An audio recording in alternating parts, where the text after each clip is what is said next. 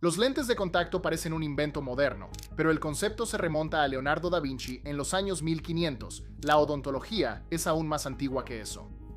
Ahora sabemos que personas en Pakistán perforaban dientes hace 9000 años y recientemente se encontró un diente de 6500 años de antigüedad rellenado con cera de abejas, lo cual en realidad fue una opción sorprendentemente acertada. Y luego está la primera cesárea registrada, en la que tanto la madre como el bebé sobrevivieron, realizada en 1500 por un granjero suizo de cerdos que operó a su propia esposa. Soy Mike de List25 y estos son 100 datos impactantes sobre inventos que usas todos los días. A principios del siglo XX se produjo una transformación en la forma en que se utilizaba la electricidad para alimentar equipos.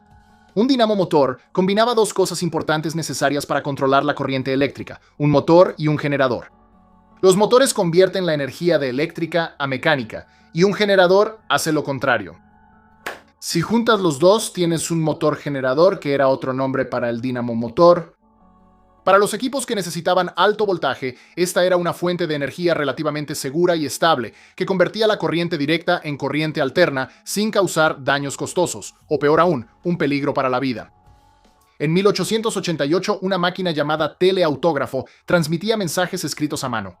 ¿Cómo funciona eso? Bueno, escribías con un estilete que estaba conectado a otro estilete en otra ubicación. Tus movimientos al escribir se convertían en señales eléctricas, lo que significaba que tu mensaje se duplicaba para el receptor en el otro extremo. Se usaba para varios propósitos. Por ejemplo, el teleautógrafo era una excelente manera de firmar un documento sin estar presente. El invento era como un antecesor de las máquinas de fax, que a su vez se lanzaron en los años 60. Máquinas como el telégrafo sentaron las bases para que los faxes pudieran existir. La inventora fue Alicia Gray, una ingeniera eléctrica que trabajó con teléfonos y también ayudó a fundar la famosa Western Electric Company. Las personas que trabajan en el transporte público hoy en día la tienen fácil en comparación con épocas anteriores. Para cobrar un pago, todo lo que necesitan hacer es ofrecer un lector de tarjetas para que los pasajeros simplemente deslicen su tarjeta o usen una aplicación.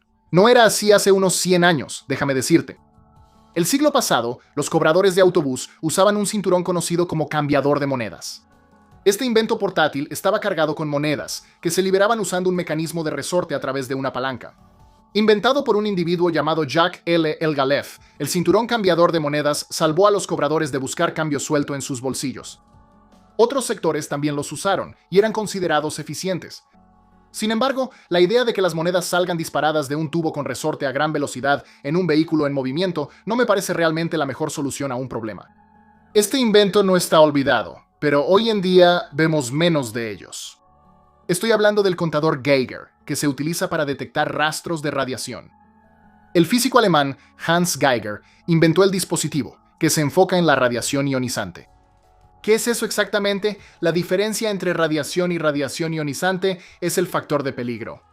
La ionización es una mala noticia para cualquier forma de vida a nivel atómico.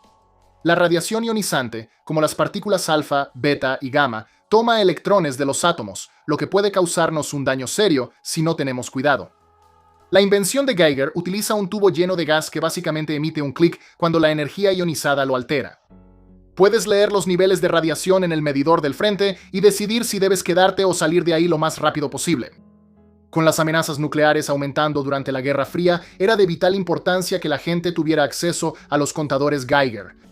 ¿Qué dices? Hay un invento que ayuda a las personas a oír cuando sus sentidos empiezan a fallar.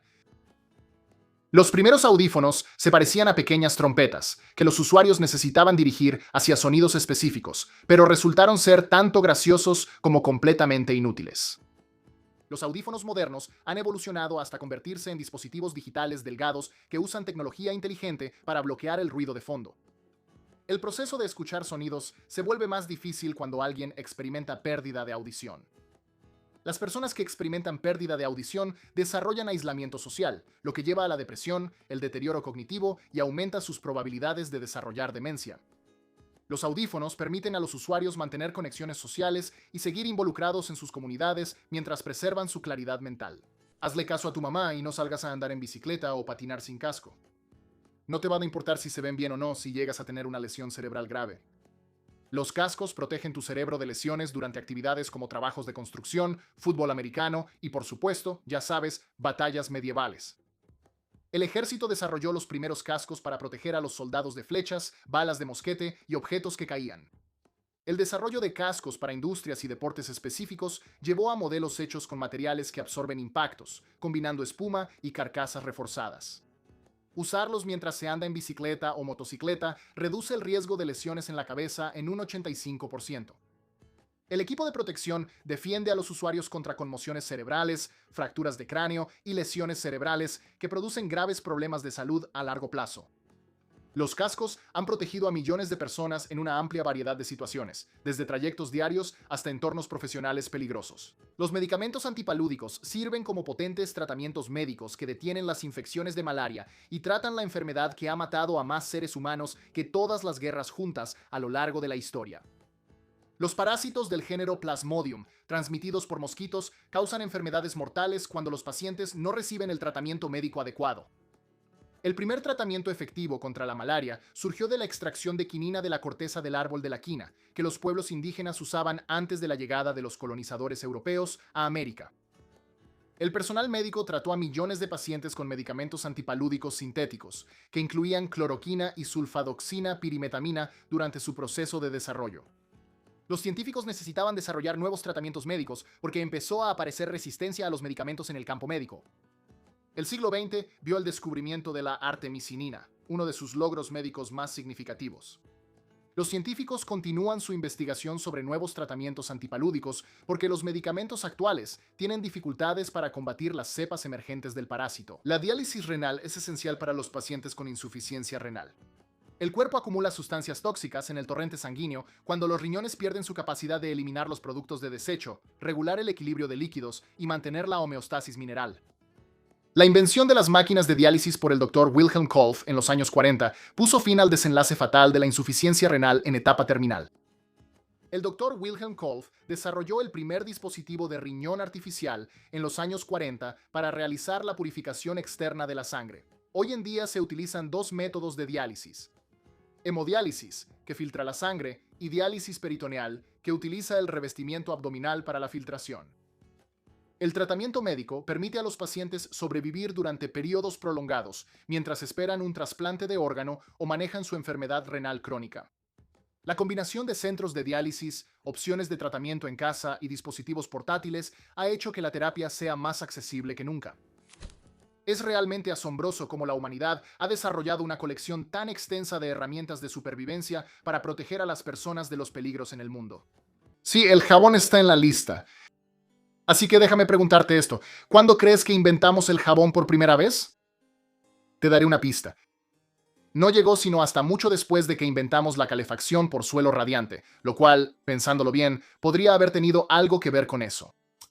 De todos modos, sea como sea, los arqueólogos han desenterrado cilindros de arcilla con residuos de grasas hervidas mezcladas con ceniza en la antigua Babilonia alrededor del año 2800 a.C. Las tablillas babilónicas incluso describen cómo hacerlo con agua, álcali y aceite de casia. Probablemente no era precisamente calidad Dove. La mayoría de las pruebas sugieren que lo usaban menos para bañarse y más para limpiar lana y tela. Así que seguimos oliendo mal hasta hace relativamente poco. Los aztecas tenían un apodo para sus predecesores, los hombres de caucho. Los olmecas estaban experimentando con látex de árboles locales desde el año 1600 a.C., mezclándolo con savia de una enredadera llamada Gloria de la Mañana para crear algo nuevo. Caucho no era solo savia pegajosa, sino un material elástico procesado lo suficientemente resistente como para moldearse en ofrendas, herramientas y, más famoso aún, pelotas. Los arqueólogos han sacado más de una docena de esas pelotas del lodo en el Manatí, un pantano sagrado que muestra que el caucho ya formaba parte de la vida ritual de los olmecas hace miles de años. Ese conocimiento no se perdió con ellos. El trabajo con caucho se extendió por toda Mesoamérica, adoptado por culturas posteriores, incluyendo a los mayas y los aztecas, donde el famoso juego de pelota se convirtió en parte deporte, parte sacrificio y parte drama cósmico. Cuando llegaron los españoles, quedaron asombrados al verlo en acción, una tecnología que había existido en la región por más de 3 milenios. Los incas llevaron la cirugía de cráneo a un nivel que todavía sorprende a los profesionales médicos hoy en día. Durante siglos, los incas practicaron la trepanación, haciendo pequeñas aberturas en el cráneo de un paciente vivo, y al final del Imperio Inca ya eran expertos en ello. Un estudio de 2018 analizó alrededor de 800 cráneos y demostró cómo la técnica mejoró con el tiempo. Los primeros ejemplos eran toscos, pero para el año 1500 el 83% de los pacientes sobrevivía lo suficiente como para que ocurriera la cicatrización ósea. Esa cifra es incluso mejor que las tasas de supervivencia de las cirugías de cráneo durante la Guerra Civil estadounidense, donde casi la mitad de los soldados morían. ¿Cómo manejaban la anestesia o el cuidado antiséptico? Sigue siendo una pregunta abierta, pero en comparación con los sangrientos y no esterilizados hospitales de campaña del siglo XIX, los incas sabían lo que hacían. Las primeras sombrillas no tenían que ver con el clima, sino con el poder. La palabra en sí proviene del latín umbra, que significa sombra, que es exactamente lo que proporcionaba. En Egipto, Asiria y Grecia aparecieron como parasoles destinados a bloquear el sol y marcar quién era lo suficientemente importante como para merecer sombra. En realidad, China inventó los primeros paraguas impermeables, añadiendo cera y laca a sus parasoles de papel para que pudieran protegerse de la lluvia. Europa, por supuesto, lo convirtió en un accesorio de moda para mujeres, hasta que un viajero inglés llamado Jonas Hanway rompió el molde. Caminó por las calles de Inglaterra bajo su paraguas durante décadas, y la gente se burlaba tanto de él que los hombres empezaron a llamar a sus paraguas Hanways. Sin embargo, se popularizó y los paraguas finalmente se convirtieron en un accesorio para caballeros también. Si pasas demasiado tiempo bajo el sol ártico, descubrirás por las malas lo que es la ceguera por la nieve. Básicamente es como una quemadura de sol en la córnea, y puede dejarte tambaleando medio ciego en un mundo de hielo. Sin embargo, la gente de esa región convirtió ese problema en una invención. Los Inupiat, Yupik y otros grupos inventaron gafas de nieve, talladas en madera, hueso o barbas de ballena, con ranuras estrechas cortadas en la parte frontal. Esas ranuras estrechas reducían el resplandor de manera tan efectiva que un par del siglo XIX de Alaska aún podría pasar como lentes de verdad hoy en día. Un par de la bahía de Bristol incluso estaba decorado con cuentas de vidrio a lo largo del marco. Y aún mejor, esas ranuras enfocaban la luz como una cámara estenopeica, haciendo que los objetos lejanos se vieran más claros. Así que sí, desde barbas de ballena hasta hueso, los lentes de sol más antiguos de la Tierra salieron del Ártico. Louis Slotin, un científico canadiense, fue parte del equipo detrás de la primera bomba nuclear con el proyecto Manhattan. Durante uno de sus experimentos, accidentalmente dejó caer una esfera de berilio sobre otra alrededor de un núcleo de plutonio, provocando una reacción crítica inmediata. Todos en la sala reportaron haber visto un destello de luz azul seguido de una intensa ola de calor. Slotin supo de inmediato que algo andaba terriblemente mal. Salió corriendo, pero pronto tuvo que ser llevado al hospital. Su exposición fue catastrófica, equivalente a estar a solo 1.463 metros de una explosión atómica. Y a pesar de los esfuerzos médicos, murió 9 días después. Tras su trágica muerte, Los Álamos detuvo de inmediato el ensamblaje manual de núcleos nucleares. Thomas Midgley Jr. tiene una de las historias de muerte por invención más extrañas y trágicas que existen. Midgley desarrolló la gasolina con plomo al añadir tetraetilo de plomo y también inventó los clorofluorocarbonos, o CFCs, conocidos bajo la marca Freon. Décadas después, ambos serían prohibidos debido a sus efectos dañinos para la salud humana y el medio ambiente, dejando a Midgley con un legado problemático. Pero es su muerte en 1944 lo que lo coloca en esta lista. En 1940 contrajo polio y para 1944 estaba completamente discapacitado.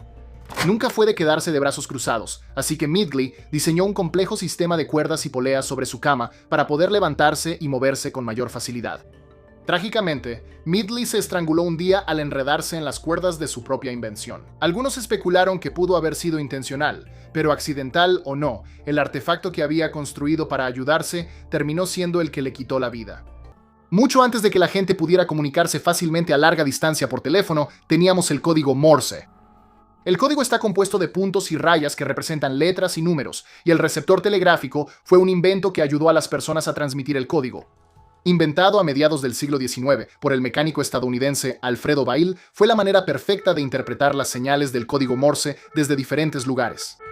El remitente tecleaba su mensaje manualmente con la llave telegráfica, que se enviaba a través de la red cableada como señales eléctricas. Una vez que llegaba al otro lado, el aparato reproducía automáticamente el código. Se movía con un imán y es considerado un precursor de cosas como el teléfono. El Stereopticon se describe mejor como una super linterna mágica. Al igual que la linterna mágica, es un proyector. Sin embargo, era mucho más potente y creaba una ilusión de estilo tres dimensiones que tenía a las audiencias de la década de 1860 totalmente cautivadas. La clave del éxito del estereopticón era que tenía dos lentes y dos proyecciones, recreando la forma en que vemos con nuestros ojos izquierdo y derecho. Esto resultaba en una imagen visual más completa y profunda. Escenas de la naturaleza, la historia y otros temas se veían como nunca antes con un efecto estereoscópico. De ahí el nombre Stereopticon.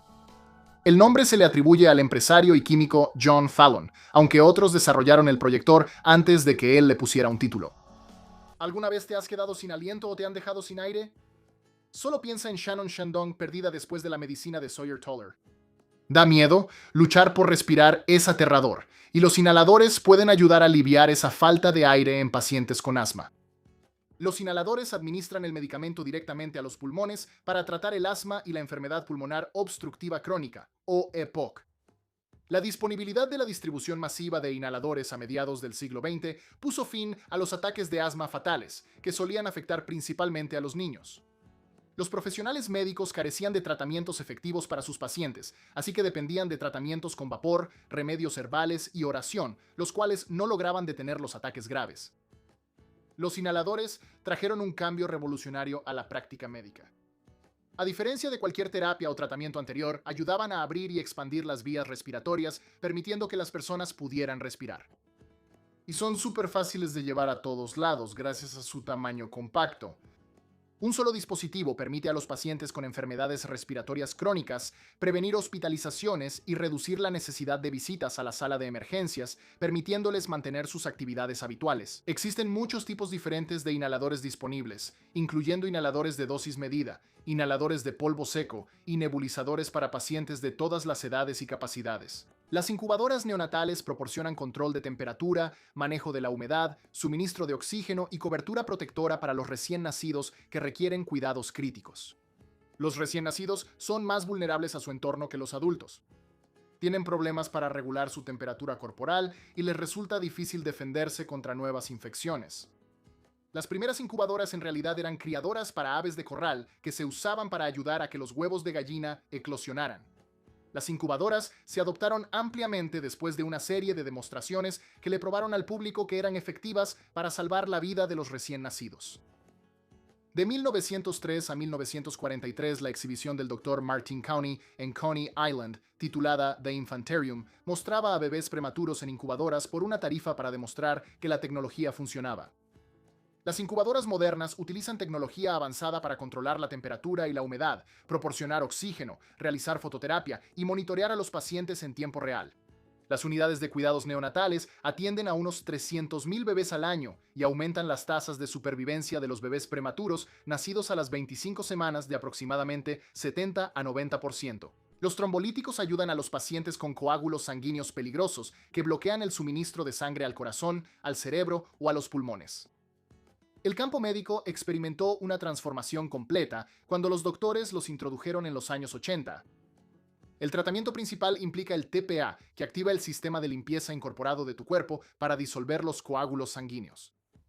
La administración de trombolíticos durante las primeras horas después de un derrame cerebral o un ataque al corazón permite a los pacientes preservar el tejido cerebral, la función cardíaca y sus perspectivas de una vida plena.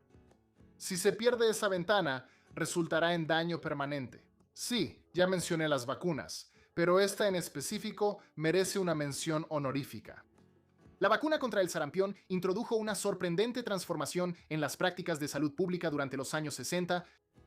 Antes de que estuviera disponible, el sarampión causaba mucho más que un simple sarpullido y ausencias breves en la escuela. La propagación mundial del sarampión creó una amenaza mortal que mataba a millones de niños cada año antes de cumplir 5 años. La enfermedad causaba múltiples condiciones mortales, incluyendo neumonía y ceguera. La vacuna brinda protección completa contra el sarampión mediante 2 dosis, que generan inmunidad permanente sin causar ningún síntoma. La OMS, junto con UNICEF, lanzó programas de vacunación, lo que resultó en disminuciones significativas de más del 90% en las muertes infantiles en varias áreas. La vacuna protegió a más de 30 millones de niños de 2000 a 2020. La tasa de éxito de la vacuna debería ganarse un lugar en el Salón de la Fama de los Superhéroes. A lo largo de los años, los arqueólogos han encontrado cientos de pequeños recipientes de cerámica con forma de esferas o conos en antiguos sitios de batalla bizantinos. Al principio, todos pensaban que no eran más que restos del campo de batalla, algo así como, sí, frascos de perfume, envases de medicina o incluso frascos de cerveza. Pero las pruebas de residuos químicos han revelado algo mucho más interesante. Restos de líquidos inflamables. Eso significa que algunos de estos frascos estaban llenos de mezclas incendiarias, probablemente relacionadas con el legendario fuego griego. Y no, aunque mucha gente piensa que solo eran viejas leyendas, sabemos que existió porque más de una persona escribió sobre eso en esa época. El cronista Teófanes habló sobre el fuego griego quemando barcos enemigos durante el asedio de Constantinopla, mientras que Ana Comnena, una princesa y historiadora bizantina, lo describió como llamas lanzadas desde tubos que el agua no podía apagar. Es decir, ahora sabemos que el ejército bizantino ya tenía fuego griego montado en barcos, pero estas versiones de mano lo volvieron portátil. No te culparé si te imaginas algo como la pierna de madera de un pirata cuando digo prótesis antiguas. Pero en Egipto los arqueólogos encontraron algo sorprendentemente práctico. Dedos gordos del pie. Y no solo uno o dos. Fechados entre 950 y 710 a.C., ambos fueron tallados y hechos para ajustarse a sandalias. Uno estaba hecho de madera y cuero, el otro de cartonaje, una especie de material de lino y yeso. Lo mejor es que no eran solo ceremoniales.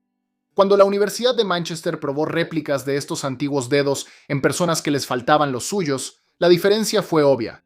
Los voluntarios caminaban con más fluidez, ponían menos tensión en su otro pie y descubrieron que era mucho más fácil usar sandalias con la prótesis puesta. La próxima vez que compres un refresco en una máquina expendedora, agradécele a un ingeniero griego del primer siglo de nuestra era. Y quizá también un poco de la buena y vieja avaricia. Herón de Alejandría diseñó lo que básicamente es el primer dispensador accionado por monedas del mundo, excepto que en lugar de bocadillos te daba agua bendita. Lo que lo hacía funcionar era pura genialidad mecánica. Soltabas una moneda por una ranura y el peso presionaba una palanca en el interior. Esa palanca abría una pequeña válvula, dejando salir una cantidad medida de agua. Una vez que la moneda se deslizaba, la palanca volvía a subir y el agua dejaba de fluir. Sin moneda no hay agua. Fue creado específicamente para los templos, para que los fieles no pudieran tomar agua bendita ilimitadamente sin pagar por ella. Las primeras brújulas en China no eran para navegar en absoluto, se usaban como herramientas para adivinos. Durante la dinastía Han, se flotaban piedras imán en tazones de agua para leer el flujo del chi y señalar el mejor lugar para construir una casa o enterrar a los muertos. Para la dinastía Song, el diseño había evolucionado a agujas magnetizadas, y para los siglos XI y XII, los marineros ya lo habían adoptado. Flotaban la aguja sobre madera o paja, dejándola girar hacia el norte o el sur, dándoles una guía constante incluso en noches nubladas. A partir de ahí, los comerciantes árabes llevaron la idea a Occidente, donde los europeos finalmente la encontraron y adoptaron. Normalmente le damos el crédito a los suizos por esto, pero Roma llegó primero. En el siglo II o III de nuestra era, alguien inventó un utensilio plegable de hierro y plata que reunía todo lo necesario para una comida en un solo mango.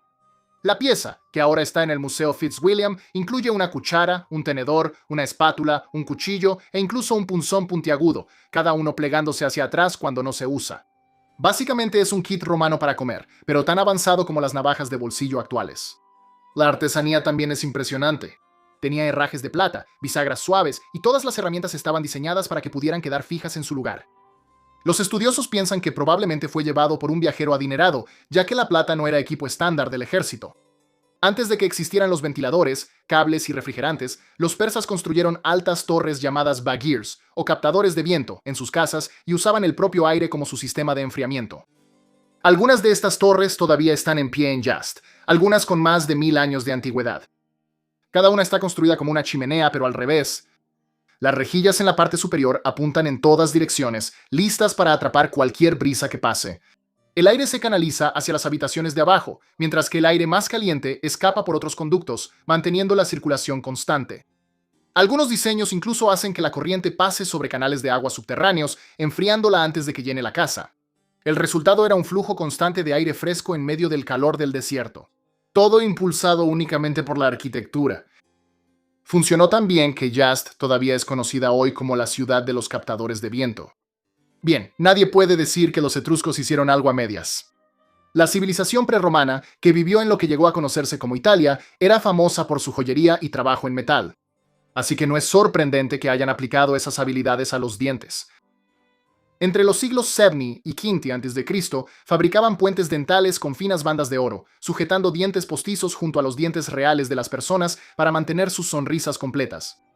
Y lo hicieron tan bien que esas sonrisas siguen intactas en algunos de los esqueletos que hemos desenterrado. Así que la humanidad parece tener bien claras sus prioridades. Primero empezamos a perforar para arreglar las caries, luego empezamos a ponerles cera de abejas y finalmente les pusimos adornos. O al menos los dientes que faltaban. Como lo quieras ver. Los motores, las bombas y los aserraderos tienen una pieza mecánica en común, la manivela. Es la parte que convierte el movimiento giratorio en movimiento de vaivén. Sin ella, la mayoría de las máquinas simplemente no funcionarían. Durante mucho tiempo, los historiadores pensaron que el sistema de manivela y biela no apareció hasta el Renacimiento, cuando los ingenieros italianos empezaron a colocarlo en sierras y molinos. Sin embargo, el ingeniero musulmán Al-Jazari construyó máquinas elevadoras de agua que ya tenían el sistema completo de manivela y biela desde el año 1206. Una de ellas utilizaba un animal caminando en círculos para hacer girar los engranajes, que a su vez giraban una manivela conectada a una biela. La biela movía una cuchara dentro y fuera de un estanque, levantando agua con cada movimiento. Otro de sus diseños utilizaba el mismo principio en una bomba de pistón que se parece mucho a las bombas que todavía usamos hoy en día. La invención de William Bullock en 1863, la prensa rotativa, cambió el mundo tal como la gente lo conocía. De repente, la impresión era más rápida y eficiente de lo que nadie había imaginado, haciendo que los periódicos y los libros fueran mucho más fáciles de producir. Fue un cambio radical en la forma de difundir noticias y nuevas ideas. Pero la propia historia de Bullock terminó en tragedia. Cuando intentaba arreglar una de sus prensas, trató de patear una polea para ponerla en su lugar y su pie quedó aplastado bajo la máquina. Se le infectó y su pie se gangrenó. Los doctores decidieron amputar, pero Bullock no sobrevivió a la operación. Bien, este podría ser el elemento más cruel de la lista de hoy. Perilo de Atenas, un hábil artesano del bronce del siglo VI a.C., creó uno de los dispositivos de ejecución más horribles de la historia, el toro de bronce. Este toro de bronce hueco, diseñado para el tirano Fálaris de Acragante, estaba destinado a asar vivas a las víctimas, con sus gritos canalizados de manera ingeniosa para que sonaran como los bramidos de un toro. Pero en un giro brutal del destino, Perilo fue el primero en experimentar su propia invención. Cuando se la presentó a Fálaris, el tirano ordenó a Perilo que entrara para probar la acústica del aparato. Fálaris entonces encendió una hoguera debajo, sometiendo a Perilo a su propia tortura. Aunque lo sacaron antes de que la muerte lo reclamara, Fálaris después lo arrojó por un acantilado, asegurándose de que el creador del toro no viviera para contar la historia. Sir Humphrey Davy, el brillante químico británico, era conocido por llevar los límites de su trabajo al extremo, a veces literalmente hasta sus propios pulmones. Al principio de su carrera, tenía el arriesgado hábito de inhalar los gases con los que experimentaba, una excentricidad que en realidad lo llevó a su innovador descubrimiento de las propiedades anestésicas del óxido nitroso o gas hilarante. Pero los métodos arriesgados de Davy tuvieron consecuencias graves. A lo largo de los años de probar varios gases en sí mismo, experimentó múltiples intoxicaciones, lo que dañó gravemente su salud. La exposición frecuente lo dejó físicamente debilitado y luchó con síntomas persistentes durante las 2 décadas restantes de su vida. Davy finalmente pasó sus últimos años como un inválido antes de morir por complicaciones causadas por sus propios experimentos. Un inventor y ex-chofer de la policía secreta soviética, Valerian Abakovsky, tenía una visión audaz para un nuevo tipo de tren. En 1921 presentó el Aerowagon, un vagón de tren de alta velocidad con una hélice de avión montada en la parte delantera. A los líderes soviéticos les gustó su idea, y pronto Abakovsky tenía un modelo de prueba listo para funcionar. En su viaje inaugural, el Aerowagon transportó a Abakovsky, Fyodor Sergeyev, un amigo cercano de Stalin, y a 4 simpatizantes comunistas extranjeros. El viaje de ida de Moscú a Tula transcurrió sin problemas, mostrando la velocidad y el potencial del Aerowagon. Pero en el regreso ocurrió un desastre. Viajando a alta velocidad, el Aerowagon descarriló, matando a todos a bordo, incluido su inventor. Él y los demás pasajeros fueron enterrados en la necrópolis del muro del Kremlin poco tiempo después. Li Shou, nacido alrededor del año 280 a.C., fue una figura clave en la dinastía Qin de China, sirviendo como uno de los principales ministros de Qin Sheng, quien más tarde se convirtió en Qin Shi Huang, el primer emperador. Li tuvo un papel muy importante en la formación del imperio, ayudó a estandarizar la moneda, impulsó la unificación del sistema de escritura y supervisó partes de la construcción de la Gran Muralla.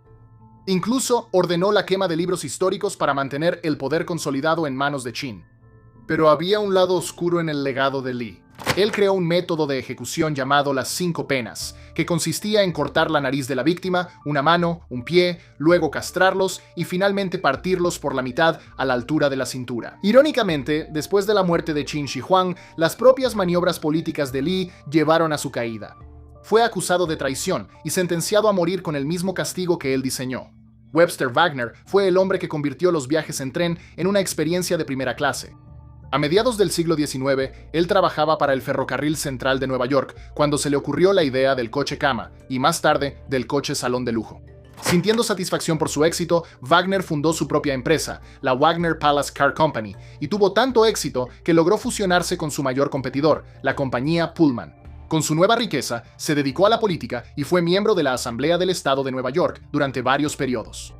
Pero aparecer en esta lista obviamente significa que no todo fue color de rosa. En 1882, Wagner viajaba en uno de sus propios vagones de lujo cuando chocó con otro tren. Wagner fue solo una de las muchas personas que murieron tras quedar aplastadas entre los dos vagones.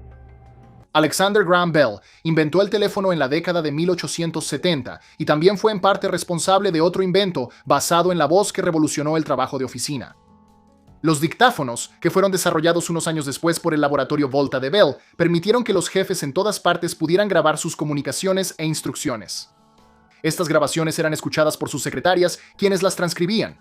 Ya no era necesario estar sentado con tu empleado mientras transcribía tus palabras. Podías dejarles una nota de voz en cualquier momento. Comenzando con los antiguos cilindros de cera, el invento después se asoció con cintas de casete y minicassettes en los años 70. La grabación y transcripción de voz se volvió aún menos complicada una vez que las notas de voz en línea y el software de transcripción se establecieron en el lugar de trabajo, reemplazando a los viejos dictáfonos. ¿No es eso lo que usaba BioShock? ¿Esos se consideraban dictáfonos? No, rayos. No. No lo creo. Aunque parezca increíble, hubo una época en la que pequeñas tarjetas tenían un papel muy importante en cómo accedíamos a la información, e incluso en cómo votábamos. A estas tarjetas se les hacían perforaciones y luego se introducían en lectores de tarjetas. ¿Qué leían las tarjetas? Bueno, los agujeros representaban información y además necesitaban una máquina para hacerlos. Hermann Hollerith, un estadístico germano-estadounidense, inventó la máquina de tarjetas perforadas para este propósito, dando un paso fundamental en el campo de la tabulación de datos, organizando los datos en tablas. El acceso más rápido a la información impulsó un desarrollo más rápido en áreas como la computación. Las máquinas de tarjetas perforadas fueron diseñadas originalmente para usarse en el censo de 1890. Este invento abrió camino hasta los años 80, así que pasó casi un siglo entero en el centro de atención. Piensa en los picapiedra cuando marca su entrada. Tarjetas perforadas de antaño. Este siguiente invento parece una máquina de escribir loca, pero en realidad es una calculadora. Antes de que se volvieran más pequeñas y pudieran caber en la palma de tu mano, teníamos este viejo tipo de calculadora llamada comptómetro. La veías en oficinas y otros lugares donde se realizaban negocios. Por primera vez, la gente podía simplemente teclear los cálculos en lugar de estar jalando una manivela todo el tiempo como se tenía que hacer con los dispositivos anteriores. El industrial estadounidense Dorr Eugene Felt inventó el comptómetro en 1887. Hablando de cálculos, la máquina lo hizo extremadamente rico. Los pianos que se tocaban solos se llamaban pianolas o pianos automáticos. Pero ¿de dónde venía la música en estos instrumentos? La respuesta son los rollos de música perforados. Puede que suenen como algo que pedirías en un restaurante. Sin embargo, la realidad es que giraban en la pianola usando un código musical para indicarle al piano qué tocar. ¿Cuál era este código? Las perforaciones dejaban entrar aire, que luego empujaba las teclas. Los rollos de música eran perforados ya sea por automatización o a mano. Los pianos automáticos eran una gran forma de pasar la noche para los amantes de la música del siglo XIX, aunque después fueron reemplazados por opciones más convenientes. Solo ragtime, nena. Es la primera canción que se me viene a la mente cuando menciono el piano automático. Aquí va una pregunta que delatará tu edad. ¿Recuerdas haber tenido que subir una escalera para ajustar la antena de la televisión en el techo de tu casa? Tal vez tus padres lo hacían. De cualquier manera, era inestable y un poco peligroso, así que por suerte alguien inventó un mecanismo para solucionar ese problema. Se llamaba el rotador de antena de televisión, curiosamente, y se le atribuye a varias personas. Desde los años 50 en adelante, podías usar una perilla o un interruptor para controlar la antena desde la comodidad de tu sala de televisión. Era algo muy importante porque si la antena apuntaba aunque fuera un poco en la dirección equivocada, no veías televisión esa noche. Mejor moverle a la caja de control que seguir subiendo esa escalera. Creo que solo los británicos podrían combinar un despertador con un servicio para hacer té, que es exactamente lo que hicieron en 1936 con el clásico Teasmade. Este dispositivo mecánico era una variación de inventos similares hechos en décadas anteriores, pero fue en ese periodo cuando empezó a captar la imaginación de la gente. Goblin era un nombre de marca extraño, y también lo encuentras en aspiradoras. Ahora, estos no parecen ser los objetos más seguros de usar debido al hecho de que tenías agua hirviendo cerca de tu cama. Sin embargo, eso no impidió que Tissman fuera popular. Aunque pasaron de moda en los años 70, Tissman todavía se siguen, fabricando. Los accidentes automovilísticos existían mucho antes de que las bolsas de aire se volvieran equipo estándar, lo que exponía a los pasajeros a movimientos peligrosos hacia adelante, impactos contra el tablero y expulsiones del vehículo. El diseño del cinturón de seguridad de 3 puntos, creado por el ingeniero de Volvo Niels Bohlin en los años 50, se convirtió en el estándar de la industria, y él se negó a patentarlo porque creía en la seguridad por encima de las ganancias. El sistema proporcionó protección completa al torso y la pelvis, lo que resultó en una mejora significativa en la seguridad. Los cinturones de seguridad redujeron el riesgo de lesiones fatales en accidentes de vehículos en un 50%. Distribuyen las fuerzas del impacto a través de las áreas más fuertes de tu cuerpo, mientras mantienen tu cuerpo en su posición original. Antes de postularse para presidente, Ralph Nader criticó a la industria automotriz estadounidense por priorizar el estilo sobre la seguridad en su libro de 1965, Inseguro a cualquier velocidad. El libro argumentaba que los fabricantes evitaban características de seguridad, como los cinturones de seguridad, y que el diseño de autos como el Chevrolet Corvair era inherentemente peligroso.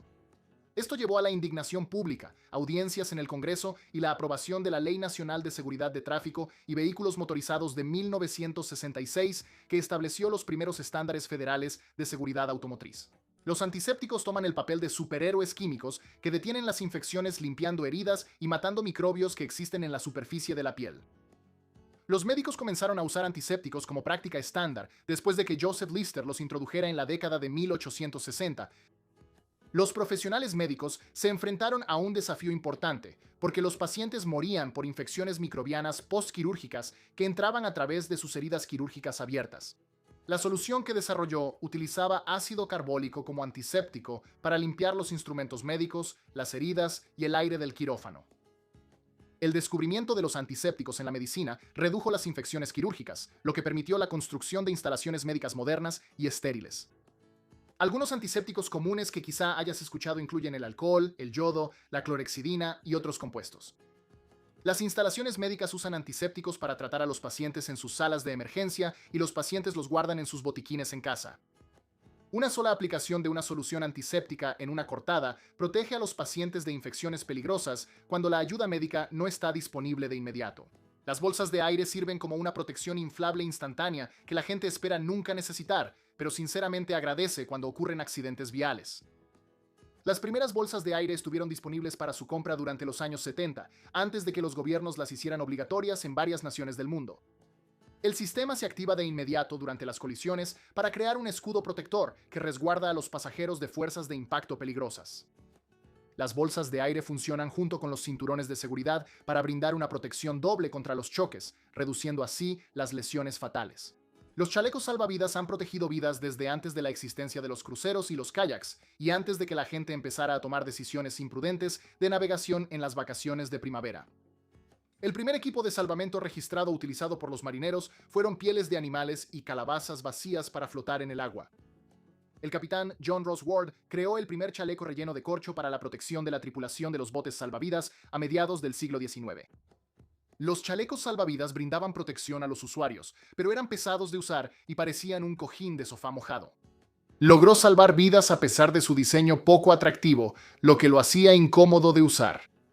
La creación de chalecos salvavidas rellenos de kapok, seguidos por chalecos salvavidas hechos de espuma sintética, los hizo más cómodos y confiables para las personas que los usaban. El equipo de protección permite que los pescadores, marineros y niños se mantengan seguros si de alguna manera caen por la borda. Los marcapasos ayudan a regular el ritmo cardíaco al mantenerlo constante. La invención de los marcapasos surgió porque los pacientes con bradicardia severa o bloqueos cardíacos, antes de ese momento, enfrentaban un alto riesgo de muerte, desmayos o agotamiento. El primer marcapasos implantable surgió de la colaboración entre el Dr. Rune Elmquist y el Dr. Aki Senning durante los años 50. Hoy en día, la tecnología de los marcapasos ha permitido a los profesionales médicos convertir arritmias antes fatales en enfermedades tratables, lo que permite a millones de personas extender sus vidas activas. La historia de la medicina muestra a la morfina como uno de los analgésicos esenciales que los doctores han utilizado desde que Friedrich Serturner la descubrió a partir de las amapolas de opio en 1804. Los efectos analgésicos fuertes e inmediatos representaron un gran avance médico. Durante las batallas a lo largo de la Guerra Civil estadounidense, la morfina actuó como el tratamiento principal para los soldados. Funciona bloqueando las señales de dolor hacia el cerebro. Al mismo tiempo, también ayuda a los pacientes a relajarse, lo que la hace esencial para realizar cirugías y tratar a pacientes con traumatismos. El personal médico utiliza la morfina como su principal medicamento para el tratamiento del dolor, pero este medicamento produce efectos adversos peligrosos que resultan en adicción y dependencia física. El personal médico utiliza la morfina para tratar a pacientes que experimentan dolor severo debido a ataques cardíacos y accidentes cerebrovasculares, lesiones graves y cuidados al final de la vida. El medicamento permite que los pacientes descansen mientras sus cuerpos sanan, manteniendo su dignidad. Ya sabes eso de que no es ciencia espacial, ¿no? Bueno, para Max Valier realmente lo era. Valier fue uno de los primeros especialistas en cohetes del mundo, trabajando en los años 20 y 30, cuando los cohetes aún eran sumamente experimentales y arriesgados. Impulsado por una pasión por hacer avanzar la tecnología, soñaba con llevar los cohetes hasta el espacio. Para conseguir el apoyo del público y los financiadores, Valier montó todo un espectáculo, colocando cohetes en trineos y autos de carreras para impresionar a las multitudes. Pero su verdadero enfoque eran los cohetes de combustible líquido, un concepto nuevo y peligroso. En un experimento, usó queroseno y oxígeno líquido como combustible. Las dos primeras pruebas fueron un éxito, pero en su tercer intento, algo salió terriblemente mal. El cohete explotó y una astilla de metal le perforó la arteria pulmonar, matándolo en cuestión de minutos. El trágico final de Valier lo convirtió en la primera persona conocida en morir en la investigación de cohetes. William Pitt, nacido en 1841, fue un inventor e ingeniero canadiense que dedicó su vida a mejorar el transporte en ferry a lo largo del río Kennebecasis en New Brunswick. Puede que no parezca emocionante, pero para los habitantes locales que dependían de sus transbordadores entre Gondola Point y Reed Point para desplazarse, Pitt era una figura clave en la vida cotidiana. En 1903, llevó las cosas al siguiente nivel al inventar un sistema de cable submarino para hacer que sus viajes en ferry fueran más rápidos y eficientes. Su nuevo sistema realmente cambió las cosas. Y para el año siguiente, el tráfico de transbordadores estaba en auge. Luego, en 1909 ocurrió una tragedia. Mientras realizaba mantenimiento en el sistema que creó, Pitt cayó en la maquinaria en uno de los sitios de desembarque. Sus heridas fueron graves y no sobrevivió. Hoy en día, uno de los transbordadores que aún sigue en funcionamiento lleva su nombre, William Pitt II, como un homenaje a su impacto en la comunidad. Michael Robert Dacre, un inventor nacido en la década de 1950, pasó gran parte de su vida persiguiendo una idea audaz, una aeronave pequeña y eficiente que pudiera funcionar como un taxi volador. Su creación, el Avson Jet Pod, fue diseñada para despegar y aterrizar en menos de 150 yardas.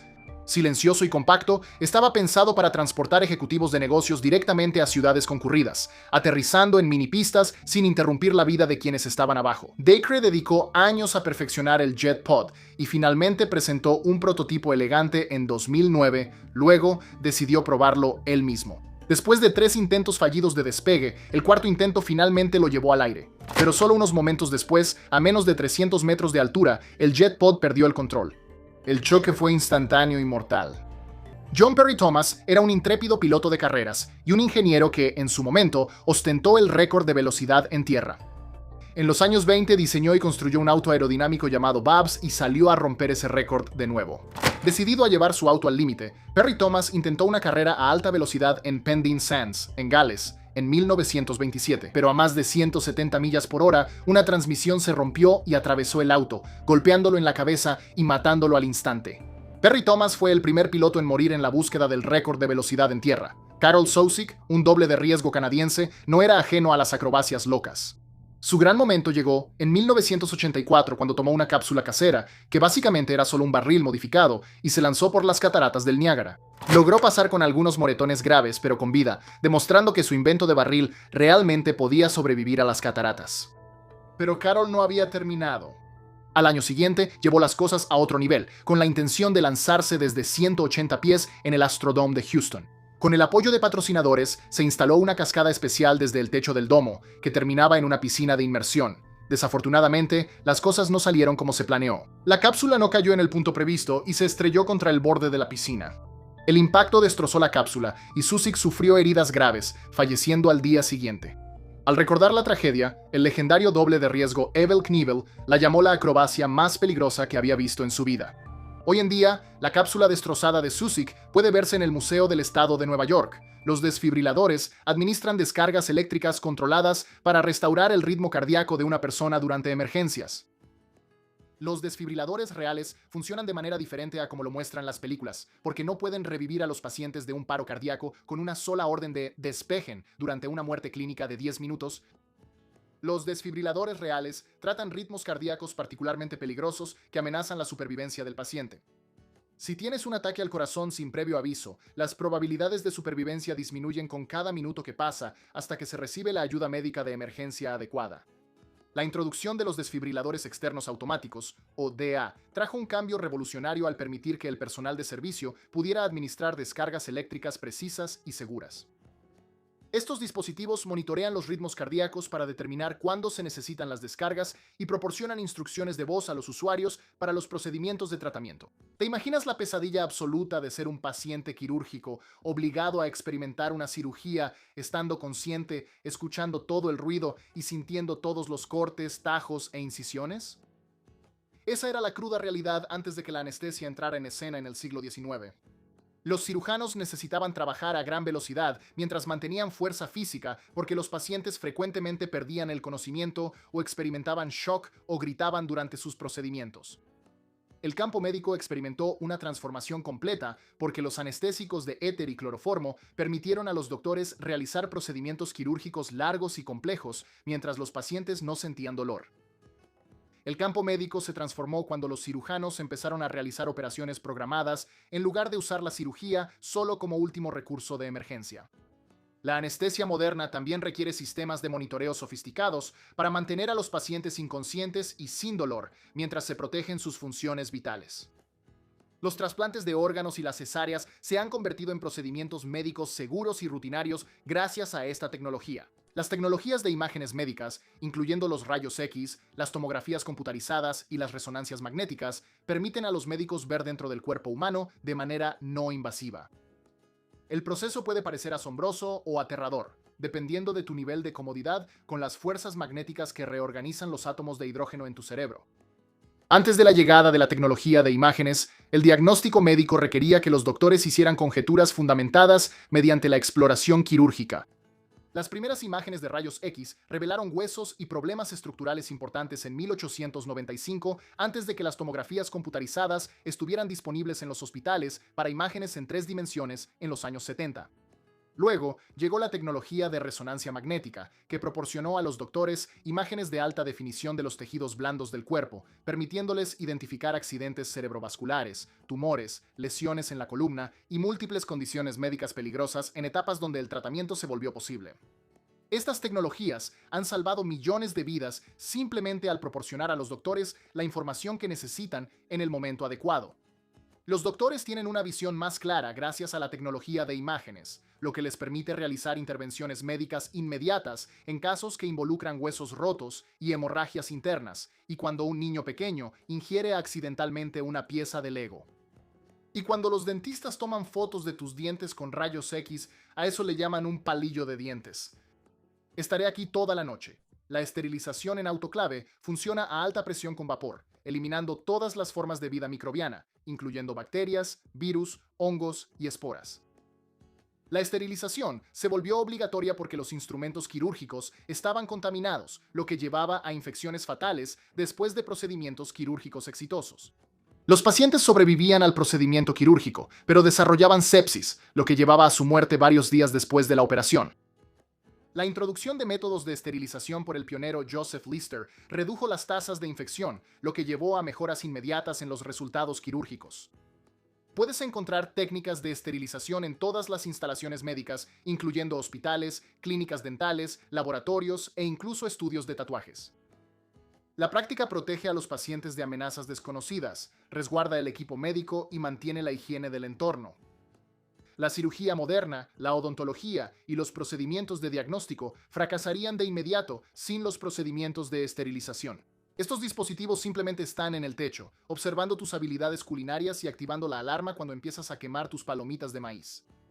Cuando se empezaron a usar ampliamente en los años 70, las tasas de muertes por incendios domésticos se desplomaron.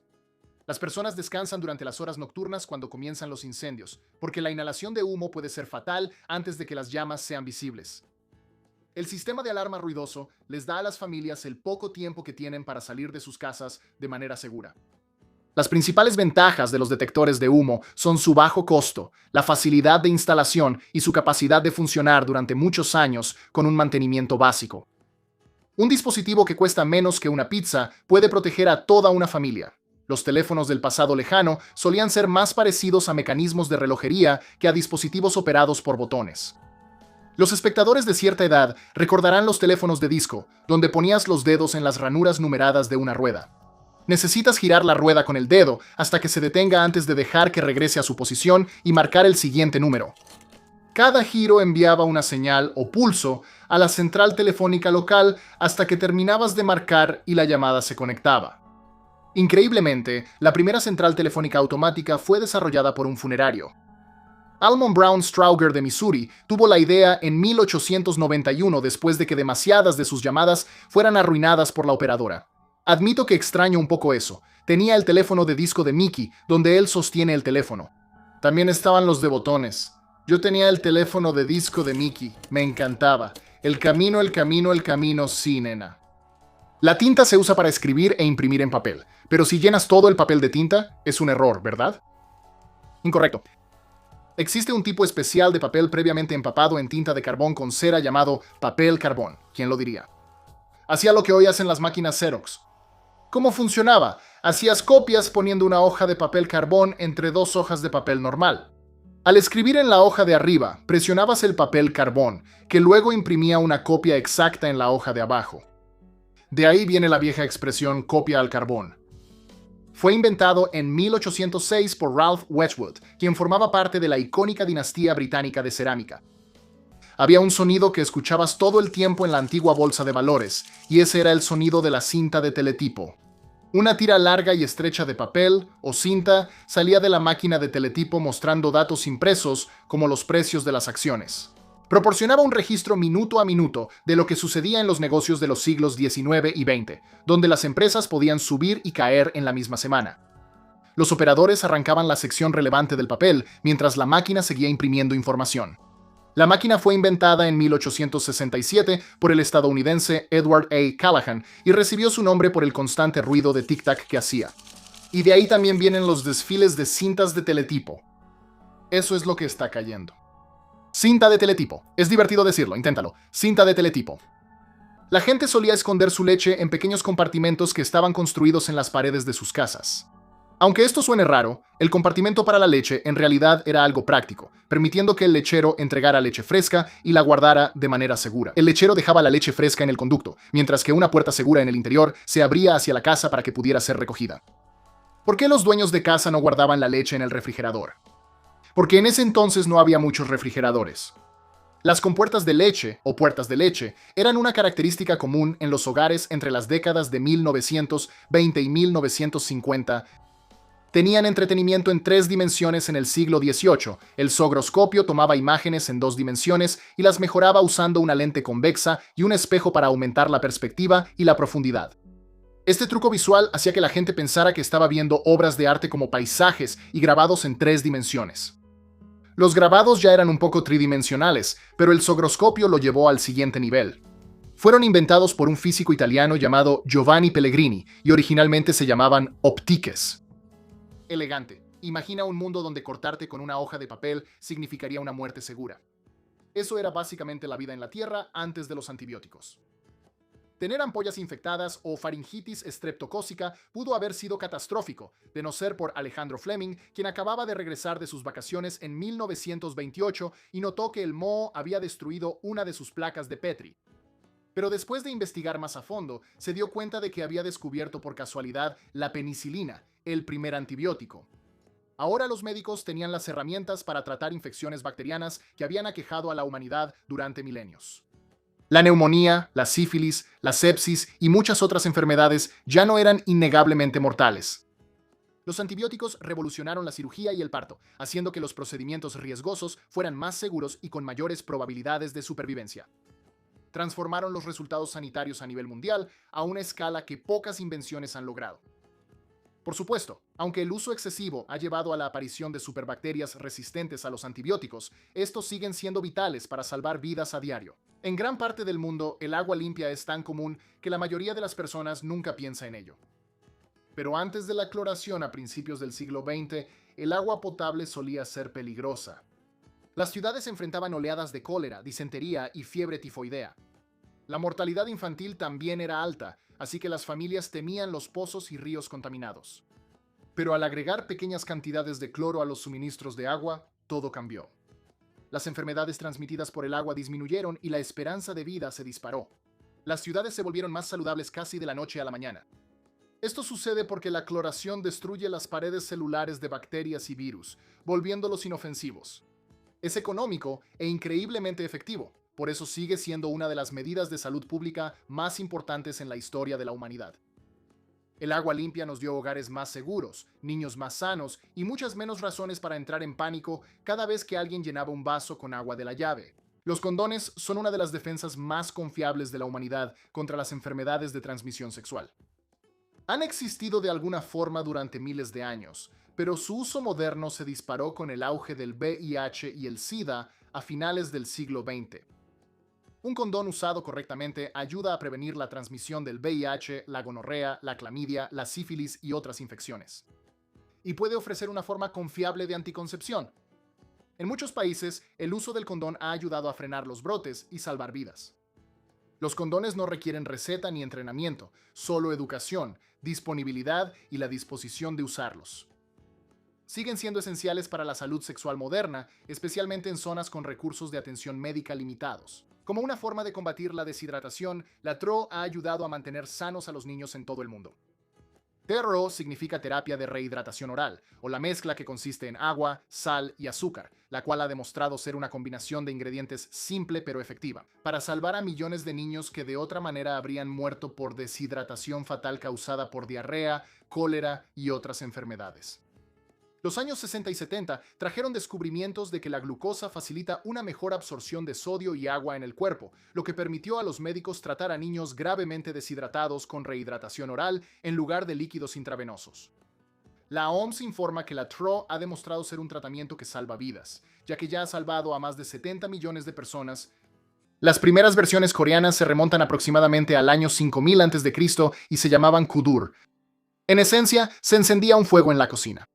En lugar de dejar que las llamas y el humo subieran, unos canales los llevaban de lado por debajo de los pisos de piedra. Las piedras absorbían el calor y mantenían las habitaciones calientes mucho después de que se apagaran los fuegos. Con el tiempo, el diseño evolucionó hasta convertirse en lo que se conoció como ondol. Y para principios de la Edad Media, los palacios y las casas de la clase alta tenían instalaciones más elaboradas, con canales de piedra que pasaban por debajo de varias habitaciones, mientras que las familias comunes usaban versiones más pequeñas en sus casas. Los romanos tenían algo llamado hipocaustos, y eso funcionaba elevando el piso sobre pilares para que el aire caliente de un horno pudiera fluir por debajo y calentar la superficie. Pero esos con el tiempo desaparecieron. El ondol siguió existiendo, y la mayoría de los hogares coreanos todavía usan una versión moderna de la misma idea hoy en día. Cuando nos encontramos con las ciudades del Valle del Indo, Mohenjo-Daro y Harappa, que datan del tercer milenio antes de Cristo, descubrimos una red de alcantarillas cubiertas de ladrillo que corrían bajo las calles, junto con baños domésticos que desembocaban directamente en ellas. Los arqueólogos incluso encontraron letrinas revestidas de ladrillo, completas con plataformas para tinajas de agua que podían inclinarse para enjuagarlo todo. La datación por radiocarbono situó esta red en casi 5000 años de antigüedad, así que tenían miles de años más que los acueductos de Roma y las casas de baños de Grecia. Cada casa podía conectarse a la red, así que el agua limpia y la eliminación de desechos eran parte de la vida diaria de estas personas, no solo un lujo para la élite. El imperio inca estaba unido literalmente por puentes de hierba tejida. Uno de los ejemplos más conocidos, que es Huachaca en Perú, todavía se reconstruye cada año y nos muestra exactamente cómo funcionaban. Los puentes se hacían trenzando las fibras en cuerdas, algunas tan gruesas como el brazo de una persona, y luego torciéndolas para formar cables aún más grandes. Los soportes principales se anclaban en piedra a ambos lados de un cañón, mientras que algunas de las cuerdas más pequeñas formaban los pasamanos y el piso. Estructuralmente, el diseño funciona igual que los puentes colgantes de hoy en día, solo que los incas construían los suyos con pasto en lugar de acero. No tengo idea de qué usaban las personas en Mohenjo-Daro y Jarapa, pero sí sé lo que usaban otras civilizaciones. Y hace que nuestras hojas de maíz se vean absolutamente primitivas. Y te digo una cosa, en partes de Europa el musgo era lo que se usaba, suave, agradable y absorbente.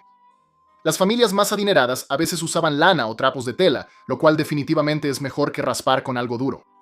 En el mundo islámico y en todo el sur de Asia, el método principal de limpieza era el agua, a menudo acompañada de arcilla suave o textiles suaves.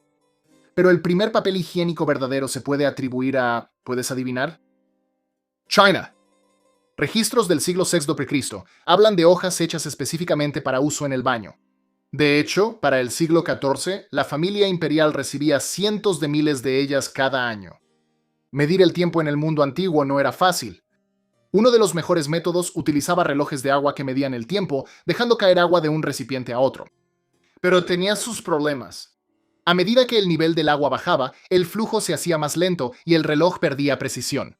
Luego, en el siglo III a.C., un inventor alejandrino llamado Ctesibio ideó una solución que funcionaba muy parecido al flotador del tanque de tu inodoro.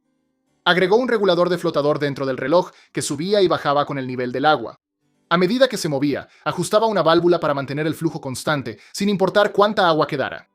Así que sus relojes podían medir el tiempo con mucha más precisión que cualquier otra cosa vista hasta entonces. Henry Winstanley fue un ingeniero y arquitecto inglés audaz, famoso por construir el primer faro Edison.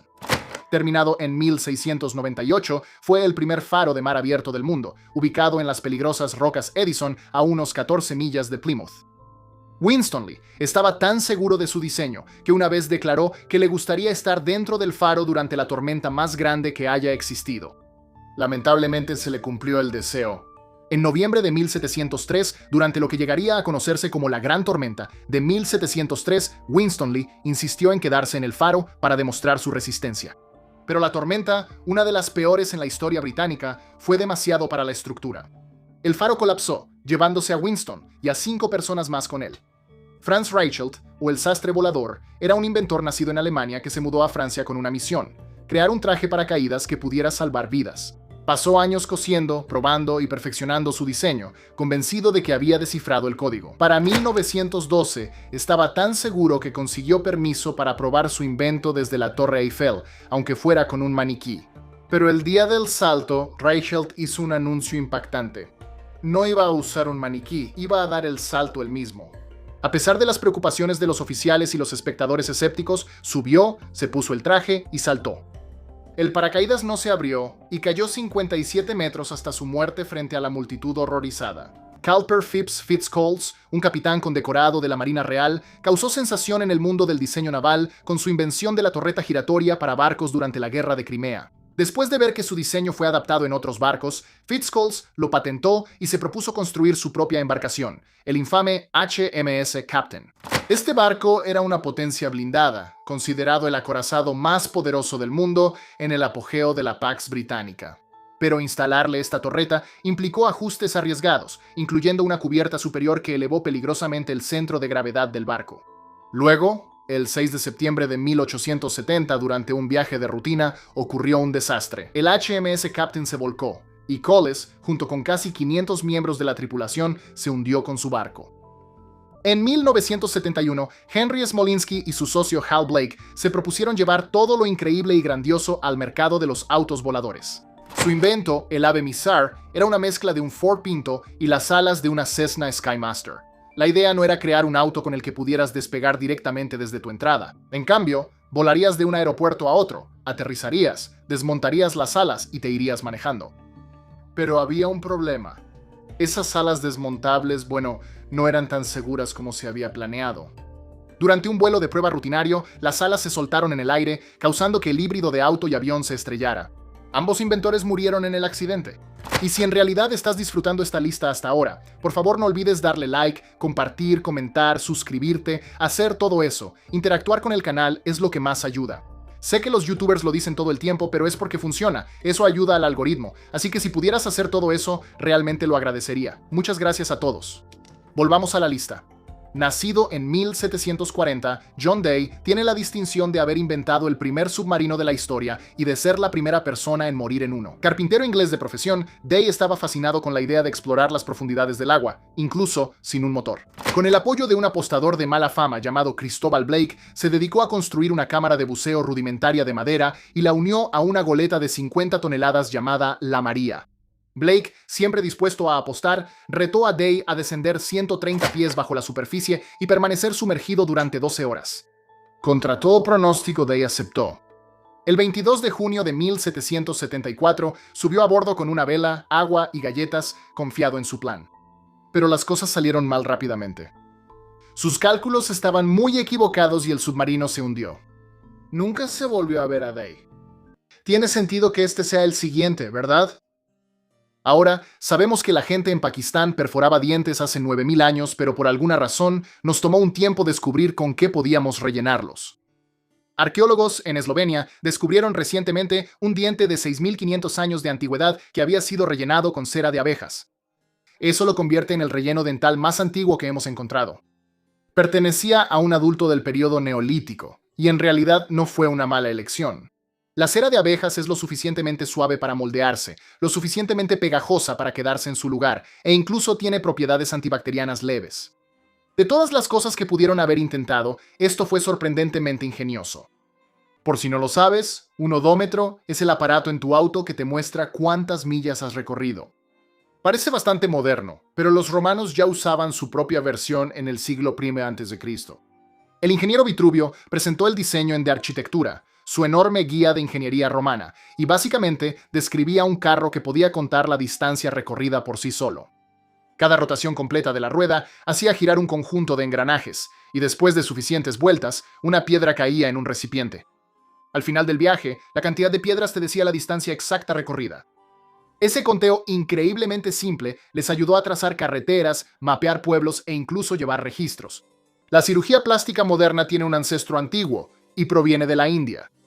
Existe un texto quirúrgico atribuido a Sushruta que fue escrito en algún momento del primer milenio antes de Cristo, que tiene instrucciones detalladas para reconstruir narices. En este caso, estas operaciones de nariz no se hacían solo para embellecer a alguien. A menudo, las narices se cortaban como castigo, así que la reconstrucción de Sushruta era una forma de devolverle la dignidad a alguien, por así decirlo. El método utilizaba un colgajo de piel de la mejilla o la frente que se rotaba y se cosía en su lugar para crear una nueva nariz. Funcionó tan bien que los médicos europeos lo adoptaron un par de siglos después y lo llamaron el método indio. Para el siglo XVIII, versiones de la cirugía de Sushruta se realizaban desde Gran Bretaña hasta Italia, haciendo de su texto uno de los manuales médicos más influyentes de la historia. La sal era un gran negocio durante la dinastía Han en China, y ellos hicieron todo lo posible para conseguirla. Los arqueólogos han encontrado pozos que llegaban hasta 600 metros o más de 2000 pies de profundidad, perforados con varas de bambú atadas entre sí, formando una sola vara larga. Y cuando la salmuera subía, ya tenían otro truco preparado. El gas natural normalmente salía justo al lado, y en vez de dejar que se desperdiciara, lo atrapaban, lo conducían por tubos de bambú huecos y lo encendían para hervir el agua. Lo que quedaba era sal pura, producida en grandes cantidades y lista para abastecer regiones enteras. En el año 132, Shang Heng construyó un dispositivo tan increíble que aún no hemos podido descifrarlo. Era un enorme recipiente de bronce, adornado con dragones que sostenían pequeñas bolas, cada dragón colocado sobre un sapo que aguardaba debajo. Oculto en su interior había un péndulo que reaccionaba al más mínimo movimiento del suelo. Cuando la tierra se movía, el péndulo empujaba un mecanismo que abría la boca de uno de los dragones, dejando caer su bola en el sapo de abajo. Ese solo sonido significaba que había ocurrido un terremoto, y el dragón que soltaba la bola señalaba la dirección de donde provenía. Relatos antiguos incluso dicen que la máquina una vez detectó un temblor a cientos de kilómetros de distancia, mucho antes de que alguien pudiera llevar la noticia a la capital. Ingenieros modernos han intentado reconstruir la invención de Chang Heng, pero ninguna de las réplicas ha igualado la precisión que él logró hace casi 2000 años. Nacido en 1876, Fred Duesenberg dejó su huella en la industria automotriz con su primer auto, el Marvel, en 1904, un proyecto que emprendió junto a su hermano. Tan solo 2 años después, produjeron el Hill Climber, un vehículo de 2 cilindros financiado por un patrocinador. Pero fue cuando cambiaron a los autos de carreras que las cosas realmente despegaron.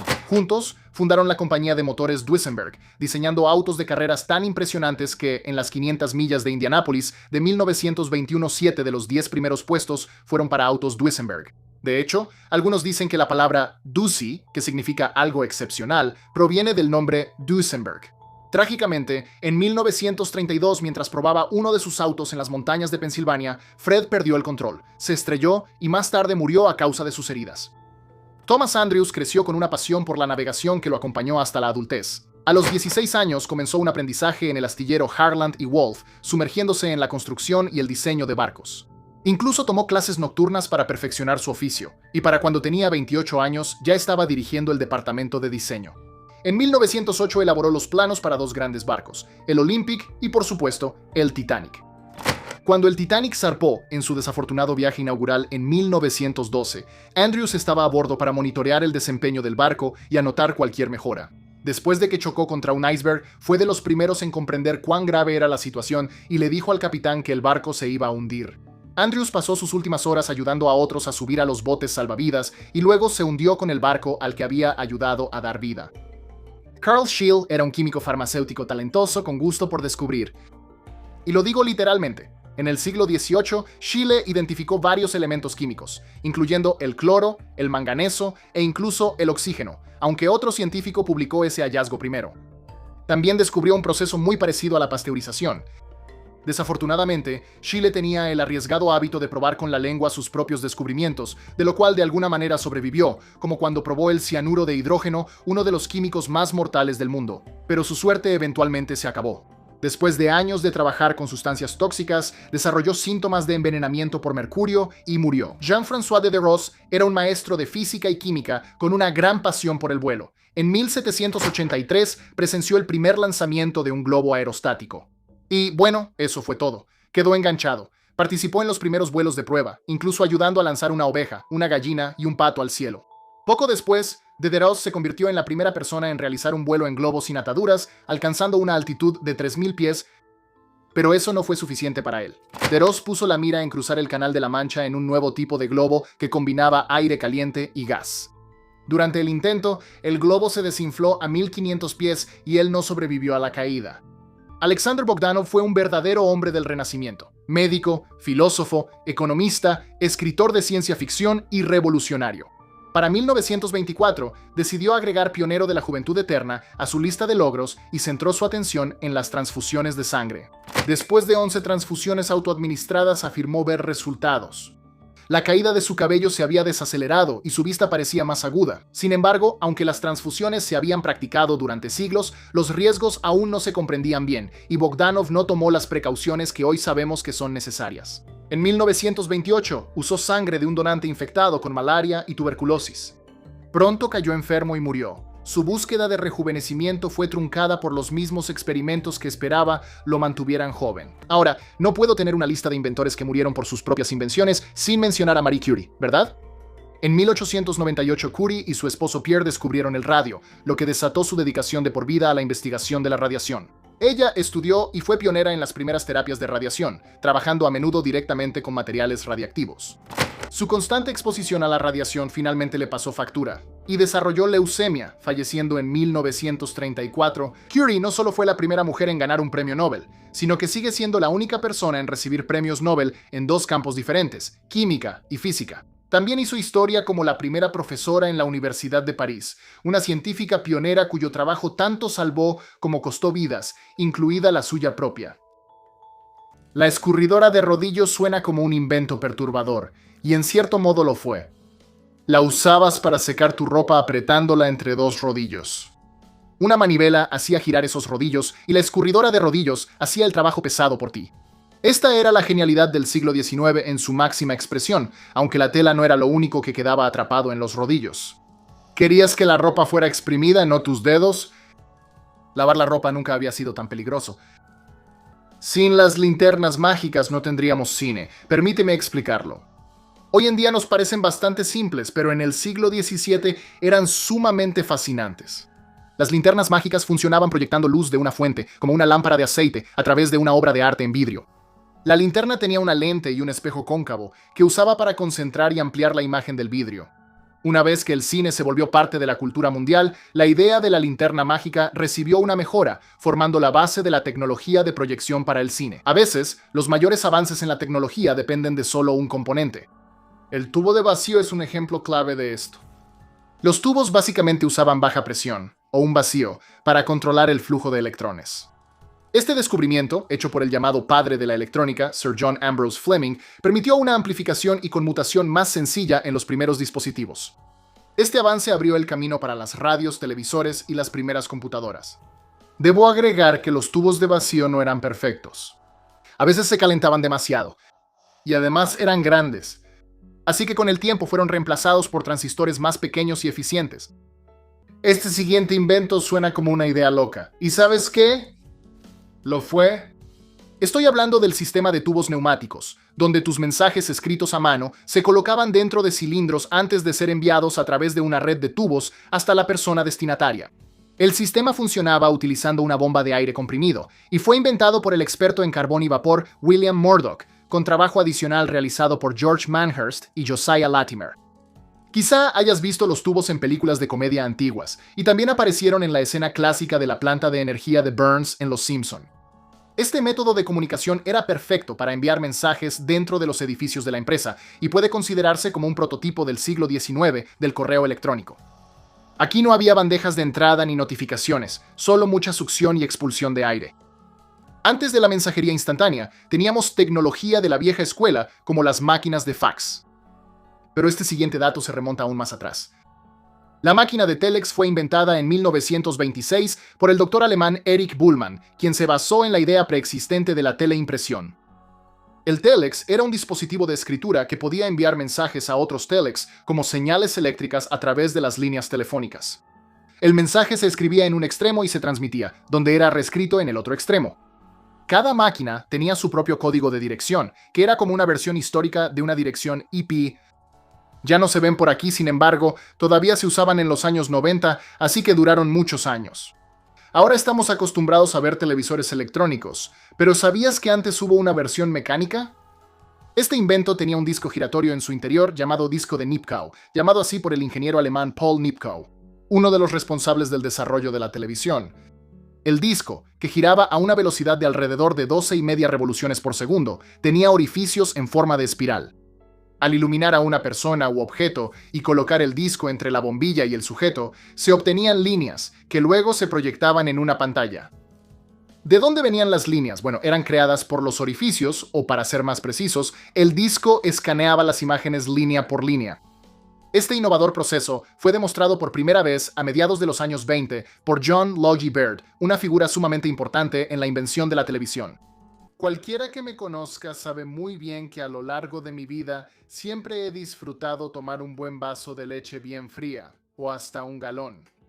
Pero esa bebida cremosa y tan satisfactoria no siempre fue de las más seguras. Louis Pasteur desarrolló un tratamiento térmico que elimina microbios peligrosos en la leche, jugo, vino y otras bebidas, lo que dio nombre al proceso de pasteurización. Antes de su invento, beber leche cruda era como lanzar una moneda al aire. Si salía cara, obtenías alimento. Si salía cruz, más bien te tocaba tuberculosis. Él descubrió que calentar los líquidos lo suficiente para matar los patógenos sin arruinar el sabor ni el valor nutricional podía eliminar enfermedades que antes causaban estragos en los hogares.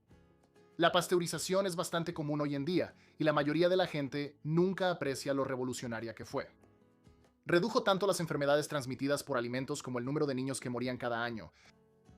También extendió la vida útil de los productos perecederos. Esto hizo que la nutrición fuera accesible para personas de todo el mundo. Últimamente ha habido mucha desinformación sobre las vacunas. Pero enfrentemos los hechos. La Organización Mundial de la Salud estima que las vacunas han salvado 154 millones de vidas desde 1974. Eso equivale a 6 vidas cada minuto de cada año durante los últimos 50 años. Las vacunas son básicamente el truco definitivo para el sistema inmunológico del cuerpo. En lugar de esperar a que una enfermedad mortal aparezca de repente, las vacunas le dan a tu cuerpo la oportunidad de practicar con una versión inofensiva de la amenaza. Es como hacer juegos de rol en vivo con espadas de espuma antes de hacer esgrima con espadas reales. El experimento de viruela vacuna de Eduardo Jenner a finales de 1700 y los avances modernos del ARNM han prevenido la propagación de enfermedades virales mortales como la polio, el sarampión y la viruela. ¿Sabías que la viruela fue la primera enfermedad humana en ser erradicada? El desarrollo de las vacunas ha protegido a millones de personas, resguardado a grupos vulnerables y evitado que brotes mortales se conviertan en eventos catastróficos. Esto ha protegido a personas que no pueden acceder a las vacunas y dependen de ellas, ya que crean inmunidad de grupo para controlar la propagación de enfermedades. ¿Puedes hacer cálculos sin una calculadora? Sí, lo sé. Estoy hablando de un invento que es anterior a las calculadoras, llamado regla de cálculo o slipstick. Es un poco complicado de explicar en un video corto, pero lo que sí te puedo decir es que la regla de cálculo es como una regla gigante con partes móviles que utiliza el principio de las escalas logarítmicas. ¿A qué me refiero con eso? Bueno, en lugar de presionar botones en una calculadora, manipulas la regla de cálculo como si fuera un rompecabezas para encontrar la respuesta. Así que si estuvieras haciendo una multiplicación, no multiplicarías un número por el otro, lo resolverías con las partes deslizantes que te dicen todo lo que necesitas saber. ¿Quedó claro? Seguro, ¿por qué no? La primera regla de cálculo fue creada aproximadamente en 1622 por el ministro anglicano Guillermo Outred y se convirtió en la herramienta matemática preferida por los profesionales hasta los años 70. Los años 70, para ser exactos. Probablemente hayas oído hablar de un fonógrafo, que fue el precursor del gramófono y el tocadiscos. ¿Pero qué hay de un fonoautógrafo? Este fue el primer invento que grabó sonido, creado por el inventor francés Eduardo Léon Scott de Martinville en 1857. Puedes ver por su apariencia que el fonoautógrafo no es exactamente un gramófono, pero hay similitudes. Si te preguntas cómo se reproducía el sonido, la respuesta es que no se reproducía. La idea era traducir las ondas sonoras a un formato legible grabándolas en papel o vidrio. ¿Por qué querrías leerlas para poder estudiar la acústica? El sonido no siempre tiene que ver con lo que escuchas. Comencemos la lista de hoy con algunos de los primeros pioneros de los vehículos motorizados que lamentablemente no vivieron para ver despegar sus inventos. A finales del siglo XIX y principios del siglo XX, los inventores estaban construyendo de todo, desde bicicletas impulsadas por vapor hasta bicicletas motorizadas, ninguna de las cuales tenía elementos de seguridad. En 1896, Sylvester H. Roper sacó su velocípedo impulsado por vapor, una especie de motocicleta primitiva, para una prueba. A mitad del recorrido, sufrió un ataque al corazón, perdió el control y se estrelló. Luego estaba William Nelson, un empleado de GE que fabricó su propia bicicleta motorizada en 1903. Durante su prueba, perdió el control y murió. Y en 1918, Francis Edgar Stanley, la mente detrás del Stanley Steamer, murió después de desviarse para evitar una carreta en un camino rural. Así que parecería que cualquier cosa con ruedas siempre ha sido un poco peligroso para nuestra salud. La mayoría de la gente piensa que los lentes de contacto nacieron en la era del plástico, pero la idea ya existía mucho antes de eso. El concepto se remonta hasta Leonardo da Vinci, quien en los años 1500 experimentó con agua y vidrio curvado para mejorar la visión. Para el siglo XVII, René Descartes presentó su propia teoría, aunque su diseño implicaba colocar un tubo de líquido directamente sobre el globo ocular. Sí, esa no fue particularmente popular. El salto a los modelos funcionales de hoy llegó a finales del siglo XIX, cuando artesanos alemanes produjeron lentes de vidrio que cubrían todo el ojo. No se sentían precisamente bien, pero sentaron las bases para todo lo que vino después. Una vez que los plásticos dominaron a mediados del siglo XX, las lentes se hicieron más pequeñas, más ligeras y, de repente, los lentes de contacto pasaron a ser parte de la vida cotidiana. Si crees que ir al dentista hoy en día es difícil, imagina estar en Margar hace unos 9000 años. Sí, 9000. Arqueólogos en este sitio neolítico en Pakistán encontraron dientes humanos llenos de pequeños agujeros hechos con taladro.